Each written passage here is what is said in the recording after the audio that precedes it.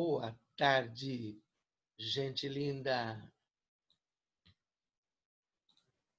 Vamos lá, vamos gravar a aulinha de Química. Aqui a gente vai falar um pouquinho nessa primeira aula dos compostos que são eletrólitos. Eletrólito é todo composto que quando a gente coloca na água libera íons, portanto, conduz corrente elétrica.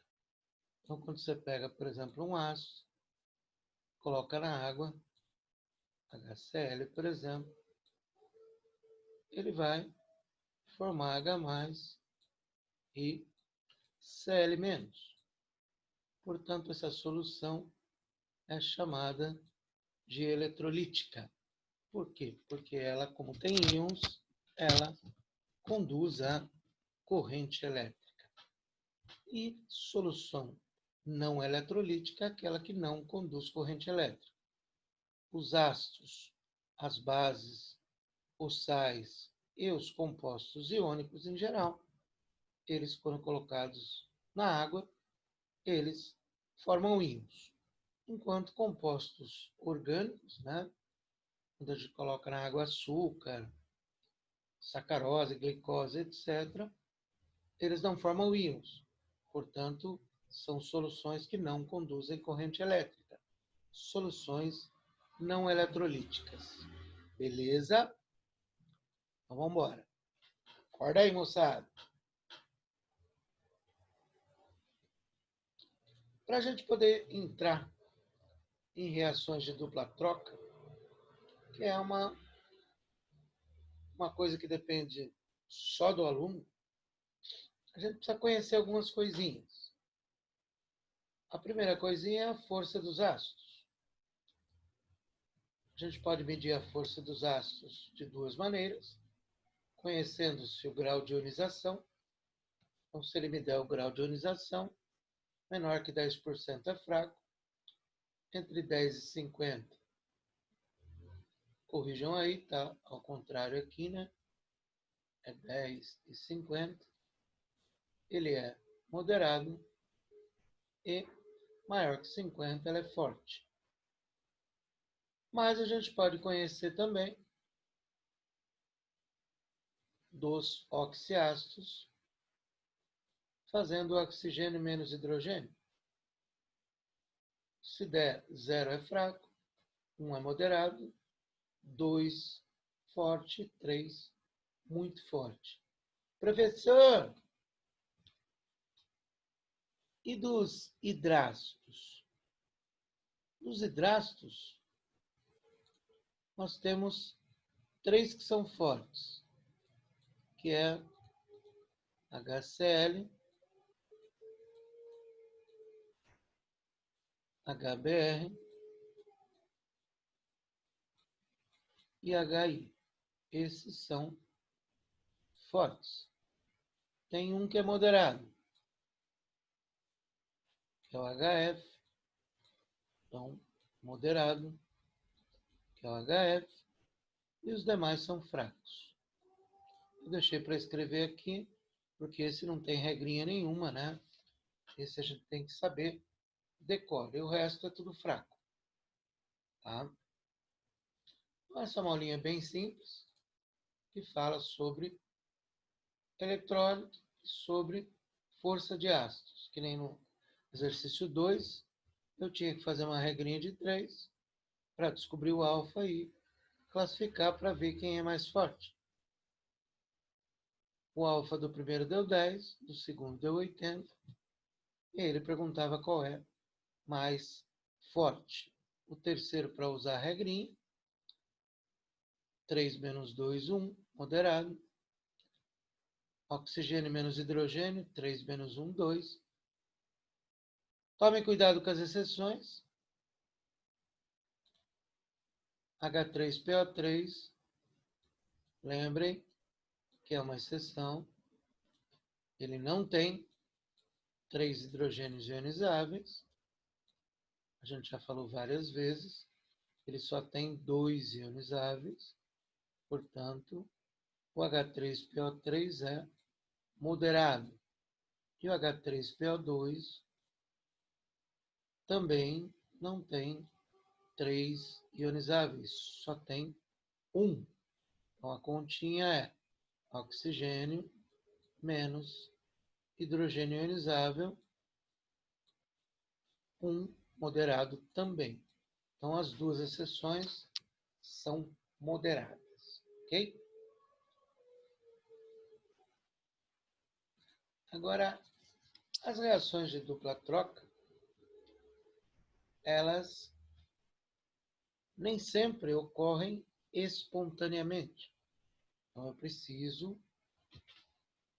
através de conhecer força de ácidos e solubilidade de sais e bases, além da volatilidade, para saber se ela ocorre ou não, espontaneamente. Essa dupla troca pode envolver sal com ácido. São sempre substâncias compostas, onde vai ocorrer uma dupla troca. O A vem no lugar do C, o C vem no lugar do A. Só que nem sempre ela ocorre espontaneamente. Então eu escrevi aqui a regrinha, não está assim na apostila. Ela ocorre espontaneamente quando formar um precipitado, que pode ser sal ou base insolúvel. Quando formar um ácido mais fraco que o inicial. E quando houver a formação de um ácido mais volátil que o inicial. Aqui eu coloquei quais ácidos são fixos. Esses 3 são fixos, o resto todos são voláteis. E uma coisa muito importante, principalmente com H2CO3, toda vez que ele estiver sendo formado, ou seja, toda vez que você tiver ele como produto, ele se decompõe. Por quê? Porque ele é um ácido instável. H2SO3 nem aparece. Aqui a gente colocou aqui a solubilidade, né? Aí precisa decorar, professor? Normalmente, FUVEST no campo fornece a solubilidade dos sais. Que, na verdade, vocês precisam saber. Das bases, não, tá? Mas é entender como é que usa a tabelinha. Então, por exemplo, NO3, tudo solúvel. Cloretos, brometos e iodetos são solúveis, mas quando estão com prata, chumbo ou mercúrio, são insolúveis. SO4 solúvel, a não ser que esteja com elementos da 2A, Ba e cálcio, estrôncio e chumbo. O resto entra aqui. Se tiver com um A ou com amônio, é solúvel. Se tiver fora, é insolúvel. Como assim, professor? Por exemplo, se você pegar alguém, por exemplo, que não está aí na tabela, K3PO4, ele não está na tabela, mas ele está com alguém de 1A, então ele é solúvel em água. Então isso é muito importante. Agora você pega um como BaCO3. CO3 não está na tabela. Portanto, é insolúvel. Não está com um A nem com amônio, então ele é insolúvel. Então, presta atenção nesse 1A e nesse amônio, tá? Porque é assim que a gente conhece a solubilidade dos sais. Eu dou uma modificadinha na tabela da apostila, tá? Porque tem algumas coisinhas que não tem na tabela, ou que são diferentes. Então, eu modifico um pouquinho a tabela, tá? Outro exemplo aqui, NaCl e AgCl. NaCl, solúvel. Cl com prata está aqui, ó. Cl com prata, insolúvel. Então, eu preciso entender essa tabelinha para poder fazer a parte de solubilidade. Essa parte de reação de dupla troca é uma parte chata mesmo, tá? Então, eu tenho que fazer a montagem dos compostos. Aqui, ó, o K vem no lugar do Na, e o Na vem no lugar do K. Só que eu tenho que botar as carguinhas aqui, ó. Na mais 1, O menos 2, CO4 menos 2, né? E aí eu vou ver K mais 1 e menos 1, eu vou ver a solubilidade. Para eu poder ter essa reação ocorrendo espontaneamente, aqui tem que formar um precipitado. Então, olhando na tabelinha, os dois estão com um A, então os dois são solúveis. Portanto, essa reação não ocorre espontaneamente. A de baixo, BI mais 3, com PO4 menos 3, por isso que tem que saber muito bem ácido, base e sal, porque na verdade aqui você vai ter que colocar as cargas, e aí você vai olhar na tabela e vai ver que NH4 é solúvel com qualquer composto e que PO4 não tem na tabela, mas ele não está com um A, então ele é insolúvel. Então, presta atenção se está com um A ou não. Isso é um diferencial muito importante, tá? Então, essa reação ocorre espontaneamente. Por quê? Porque teve formação de um precipitado. Então, toda vez que for sal ou for base, o que você vai olhar é se forma precipitado. Agora, quando tiver ácido, você vai olhar força e vai olhar sempre se é volátil ou não. Vamos ver se a gente acha uma que tem ácido aqui. Aqui tem uma que tem ácido, tá? Então, você tem aqui